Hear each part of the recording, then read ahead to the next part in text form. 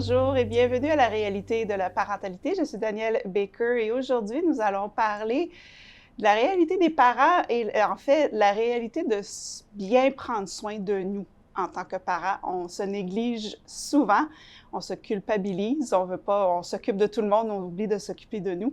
Et surtout quand on se retrouve dans une situation où on aurait des enfants qui ont des besoins particuliers, on passe encore plus d'énergie à leur donner les besoins qu'ils ont besoin.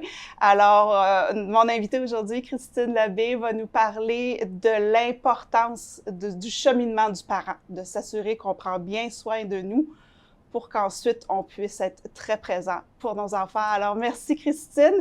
Et si tu peux te présenter, parler un peu de ton cheminement pour tout le monde. Oui, donc merci beaucoup. Je m'appelle Christine Labbé. Je suis PDG de Evolve Movement. Je suis aussi une pratiquante en neuromouvement qui travaille avec des enfants à besoins particuliers, ou moi, j'aime les appeler enfants avec habiletés différentes ou diverses. Oui.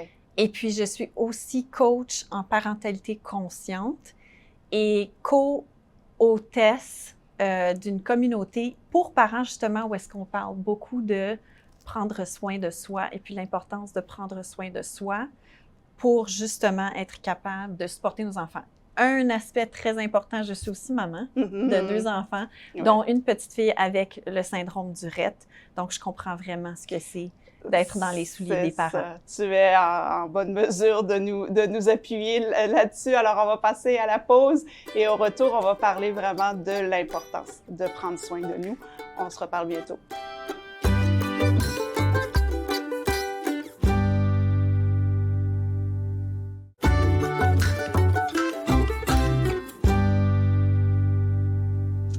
Bonjour, de retour à la réalité de la parentalité. Et avant la pause, Christine, on a introduit un peu le sujet de l'importance du parent de faire ce cheminement, ce qu'on appelle souvent self-care, et de ne pas se sentir coupable de ça, parce que souvent, si on est pris dans nos émotions, si on refoule nos émotions, et on ne peut pas être tout à fait présent pour nos enfants. Alors, Christine, si tu peux élaborer là-dessus un peu, puis nous parler de tes expériences, l'importance que le parent fasse vraiment ce cheminement-là pour les enfants. Donc, je pense qu'il y a 2 choses à mentionner. Premièrement, self-care, c'est quoi? Parce que je pense que les parents pensent que self-care, c'est aller prendre un bain, aller au spa, prendre un thé. Puis ce sont tous des choses self-care. Mais le genre de self-care dont on parle en ce moment, prendre soin de soi, c'est vraiment plus profond. C'est prendre soin de soi, de son âme, de ses émotions, de faire un cheminement intérieur. Pourquoi est-ce que ça, c'est important pour nos enfants, puis pour notre façon de justement être présent pour nos enfants, de pouvoir les voir? Je pense que c'est important de dire, quand on ne fait pas notre cheminement, on ne voit pas nos enfants parce qu'on les voit à travers ce voile de nos blessures. Donc, je vais en parler un petit peu parce que, puis j'ai une façon de l'expliquer où est-ce qu'on peut voir un petit peu ce que ça veut dire. Si on pense à un cœur, le cœur d'un enfant tout né, c'est un cœur pur, clair, beau, rouge, OK? Et puis, ce qui arrive, c'est qu'en vieillissant, comme nous, à travers notre cheminement, à travers notre enfance, le cœur devient de plus en plus gris, il y a plein de choses qui s'accumulent sur ce cœur-là. Donc, ce qui arrive, c'est qu'on voit vraiment la vie et les gens dans la vie, et même nous-mêmes, à travers ce voile de toutes ces blessures. On pense nous-mêmes qu'on n'est pas assez. On ne se voit pas nous-mêmes. On ne voit pas notre valeur. Donc, comment est-ce possible, si on ne se voit pas, si on ne voit pas notre valeur, qu'on puisse voir la valeur de notre enfant et qu'on puisse voir notre enfant dans leur pureté, dans leur authenticité. Donc, c'est vraiment le mot authenticité. C'est important que nous, on chemine justement pour retrouver notre authenticité. Ça veut souvent dire qu'il faut qu'on aille plus profondément voir quelles sont nos blessures, qu'est-ce qui remonte sur ce chemin-ci, qu'est-ce que je ressens, faire face à sa douleur, parce que c'est à travers ça qu'on peut s'en débarrasser, en fait. Puis une autre façon de l'imaginer, c'est comme si on avait un sac à dos plein de blessures qui nous traînent, puis on se sent lourd. Puis c'est juste sortant les choses du sac, puis en faisant notre cheminement, qu'on peut justement après vivre dans la joie. Et puis, enseigner à nos enfants à faire pareil. Oui, et c'est tout un cheminement à faire. Qu'est-ce que tu suggérais aux parents de dire par où commencer pour faire justement ce cheminement, là, d'aller plus en profondeur, d'aller ouvrir notre cœur là, pour pouvoir bien connecter avec notre enfant? Donc ça, c'est la beauté, c'est qu'il n'y a pas une façon qui est meilleure que l'autre. En fait, moi, ce que je dis là, ce que je recommanderais aux parents, c'est vraiment d'apprendre à s'écouter, d'apprendre à connecter à soi-même, d'apprendre à comprendre ou à ressentir quand quelque chose vibre en eux. Puis pour certains parents, ils vont aimer le yoga. Pour d'autres parents, ils vont aimer aller parler à un coach ou quelqu'un. Pour une autre personne, ils vont aimer aller faire de l'acupuncture. Il y a tellement de choses qu'on peut faire. La première chose, c'est reconnecte-toi avec ton canal intérieur. Puis après ça, tu vas le savoir. Tu vas savoir quoi faire. Puis la vie va comme te montrer les étapes différentes. Un livre va soudainement apparaître. Bon, il y a quelqu'un qui va te recommander un livre. C'est vraiment comme ça. C'est comme ça la vie. Mais il faut prendre le pas, le premier pas, disons. Il faut dire oui, puis mettre l'intention de dire « Je commence, je suis prête, je veux. S'il vous plaît, show me the way. » C'est ça. Puis c'est un bon point parce que tout le monde est différent. Ce qui fonctionne pour un va peut-être pas fonctionner pour l'autre. Alors souvent, on a tendance à suivre la vague, si je pourrais dire, de dire « Ah, mais là, tout le monde fait du yoga, fait que je vais aller faire du yoga. » Ça fonctionne pas. Moi, je sais que de mon expérience personnelle, j'ai essayé tout, même des choses que j'avais jamais pensé que je pourrais essayer pour aller vraiment chercher ce qui fonctionnait pour moi. J'essaie c'est comment tu pourrais nous expliquer, une fois qu'on fait ce cheminement-là, la dynamique change avec toi et l'enfant ou avec tout le monde, en fait, qui t'entoure. Est-ce que tu peux élaborer un peu là-dessus, là? Une fois qu'on commence à faire le travail, qu'est-ce qu'on peut voir comme changement dans la dynamique avec notre enfant, puis notre façon de se présenter pour notre enfant? Donc, je dirais que la première chose, c'est vraiment le fait qu'on n'est plus dans un espace de réaction. On est vraiment dans un espace où est-ce qu'on est là pour l'enfant. On peut tenir l'espace pour l'enfant quand l'enfant vit des grosses émotions, quand l'enfant vit des choses difficiles. Parce que ce qui arrive, c'est que des fois, quand on ne guérit pas nos blessures, nous, on a un trigger quand notre enfant souffre. Nous, on a un trigger quand notre enfant fait quelque chose ou nous écoute pas, ou bon, ça peut être toutes sortes de différentes choses. C'est qu'on est plus dans un espace de pouvoir être présent, d'observer, de savoir comment supporter l'enfant dans ces moments-là. C'est vraiment important. Je dirais que c'est d'autant plus important pour nos enfants qu'ils ont des habiletés différentes parce que c'est des enfants qui sont très sensibles énergétiquement. Si notre énergie est partout, si on est plein d'anxiété, ces enfants-là le ressentent. Imagine un enfant qui est très malade, qui a de la misère à respirer, et puis que le parent est anxieux, panique. Ça aide pas l'enfant, ça. L'enfant est déjà stressé. L'enfant, ce qu'il a besoin, c'est que le parent soit dans un espace calme, dans un espace paisible, de pouvoir tenir l'espace. Puis je comprends que c'est difficile, mais moi, je vous donne vraiment un exemple que j'ai vécu. Tu sais, que ma fille avait de la misère à respirer, il fallait l'amener à l'hôpital, et puis je paniquais, puis je pouvais voir son battement de cœur, je pouvais voir les sats. Je pouvais tout voir qui remontait avec mon énergie. Puis la minute que moi, je me recentrais, elle se recentrait.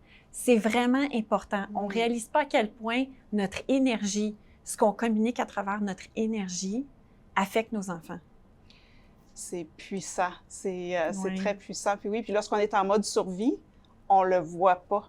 Donc, c'est là vraiment l'importance de faire le premier pas, comme tu as dit, puis de prendre ce temps-là.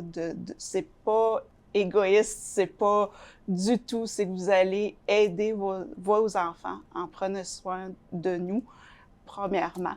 Alors, un sujet fort intéressant, on va passer à la pause et au retour, on va élaborer encore plus sur ce que les parents peuvent faire pour vraiment bien être présents afin d'appuyer les besoins de leurs enfants. On se reparle bientôt.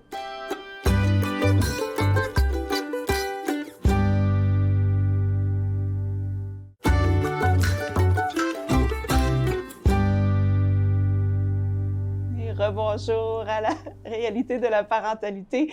Avant la pause, Christine nous a parlé de l'importance de prendre soin de nous en tant que parents.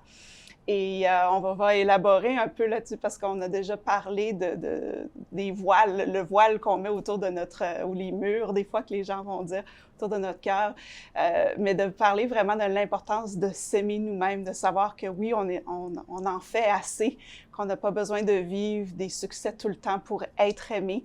Alors, est-ce que tu pourrais élaborer un peu là-dessus sur cet amour interne qui est vraiment important comme adulte, mais comme parent aussi? Oui, donc je pense que ça commence avec le jugement de soi. On se juge constamment. Juste de prendre un moment, puis de s'écouter, de savoir comment est-ce qu'on se parle, est-ce qu'on est gentil avec soi, est-ce qu'on se critique constamment. Donc, vraiment de commencer à changer ce dialogue avec nous-mêmes, d'avoir plus de compassion pour soi. Parce que ce qui arrive, c'est que quand on est constamment en jugement de nous-mêmes, on est souvent dans cette énergie négative avec les gens autour de nous, puis on a souvent tendance à voir justement le négatif chez les autres. Donc, le plus on voit le négatif chez nous, le plus on voit le négatif chez nos enfants. Donc ça, c'est vraiment un point très important d'avoir plus de compassion pour soi. Et puis, le fait de s'aimer, quand je dis on devrait s'aimer, on prend le temps de s'aimer, bon, c'est vraiment important. Je dis ça parce que le plus on s'aime, le plus on aime les autres. C'est ça. Parce que quand on s'aime nous, dans notre authenticité. On s'aime, nous, dans l'être, pas dans le faire. On s'aime dans l'être. Ça veut dire que, assise ici, à faire absolument rien, à dire absolument rien, je m'aime. Tandis que souvent, on s'aime juste quand on a du succès ici, ou on s'aime juste quand les autres nous aiment, ou on s'aime juste quand on fait ci, ou on fait ça, ou on fait ça. C'est tout le temps dans le faire. Quand on apprend à s'aimer dans l'être, on commence à voir nos enfants de façon très différente. Parce qu'en fait, nos enfants veulent seulement qu'être aimés comme ils sont. Puis nous, comme parents, on veut supporter nos enfants à être authentiques, à être eux-mêmes pleinement, à exprimer leur potentiel inné, ce qui est à eux, ce qui leur appartient. On ne veut pas leur imposer une façon d'être pour être aimés. C'est vrai. Puis en fait, c'est comme ça que nous, on vit. Puis sans le savoir, sans cheminer, sans devenir conscient des raisons pourquoi on ne s'aime pas, mais comment est-ce qu'on peut guider nos enfants à ne pas faire les mêmes erreurs? C'est vrai. Puis souvent, si on suit nos enfants, c'est eux qui nous montrent comment s'aimer dans notre authenticité. Parce que ça m'est arrivé, moi, avec mon fils, je leur chantais des chansons, mais j'ai pas une bonne voix. Mais pour eux, c'était la plus belle voix au monde. Et puis, j'étais tellement consciente moi-même, j'avais peur. Tu sais, je me jugeais du fait que j'ai pas une belle voix, mais pour eux, c'était parfait. Donc, juste un exemple personnel de quand on sait pas trop par où commencer, aller le chercher chez nos enfants. Et si tu peux peut-être élaborer aussi, justement, on t'a parlé de la compassion, du jugement, puis de vraiment s'aimer nous-mêmes, mais quand on entend ces petites voix-là critiques dans notre tête, puis qu'on en prend conscience, qu'on peut transformer ça, on apprend à nos enfants de s'outiller avec, justement, parce qu'à l'externe, ils vont vivre ces jugements-là, puis ces petits commentaires négatifs. Puis à l'école, on va peut-être seulement parler des comportements négatifs au lieu des comportements positifs. Alors, on les aide à apprendre à gérer ça. Est-ce que tu pourrais élaborer un peu là-dessus aussi, de l'impact que ça a sur nos enfants quand on commence par nous? Bien, je pense que c'est important de nommer que nos enfants nous observent. On peut dire quelque chose, mais eux vont voir comment on fait, comment on agit, comment est-ce qu'on est dans la vie. Puis aussi, ils vont ressentir notre énergie. Si on dit « Ah, je suis super de bonne humeur », mais en réalité, je me sens pas bien à l'intérieur de moi, nos enfants vont ressentir ça. Donc, c'est comme s'ils ne comprendront pas parce qu'ils ressentent qu'on n'est pas bien, mais on dit qu'on est bien. On n'est pas authentique. Donc, il faut vraiment comprendre que l'exemple est vraiment important. Puis je dirais que c'est encore plus important avec nos enfants qui ont des habiletés différentes parce que souvent, ces enfants-là ressentent d'autant plus. C'est des enfants qui ou sont non-verbaux ou ont commencé à parler plus tard. Donc, ils ont vraiment appris à ressentir les gens autour d'eux pour comprendre leur environnement. Donc, si on n'est pas bien à l'intérieur de nous, ils vont le ressentir. Puis souvent, parce qu'ils sont enfants, ils vont penser que c'est de leur faute. Et puis, c'est pas le cas. Donc, c'est tellement important de... Ça commence par s'aimer soi-même parce que, justement, beaucoup de nos blessures, beaucoup de choses qui se passent à l'intérieur de nous, le fait qu'on se met beaucoup de pression pour faire, pour tout faire pour nos enfants, les amener à 10 000 rendez-vous parce que là, tout le monde va penser que je fais tout pour mon enfant. Ouais. Notre enfant a plus besoin qu'on soit avec eux, être avec l'enfant, d'apprécier son enfant dans l'être en faisant absolument rien, vaut tellement plus pour cet enfant-là parce que ça va être un moment où est-ce qu'il se sent maman m'aime vraiment, puis j'ai pas besoin de rien faire pour avoir son amour. Exactement. Ça nous permet de nous reposer parce qu'on court plus après tout le monde. Moi j'appelle ça self-care. Oui. Prendre des moments de pause avec ma fille où est-ce qu'on s'assoit dans la balançoire. Ma fille, elle parle pas, elle est non-verbale. On s'assoit dans une balançoire, on se colle, aucun mot, on est présent, on se regarde dans les yeux ou on se regarde pas. Puis c'est magnifique. Puis pour moi, c'est un moment de pause. Ouais. C'est du self-care. C'est un moment où est-ce que je pense à rien, je fais rien. Et puis je suis dans je suis dans un espace où est-ce qu'il y a une belle connexion authentique avec mon enfant. Ouais. C'est beau. J'aime ça. Elle aime ça. On est heureux. Excellent. Je te remercie beaucoup du partage. On va passer à la pause et au retour, on va compléter tout ça avec l'importance, comme parents, de bien prendre soin de nous en profondeur afin d'être encore plus présents pour nos enfants. On se reparle bientôt.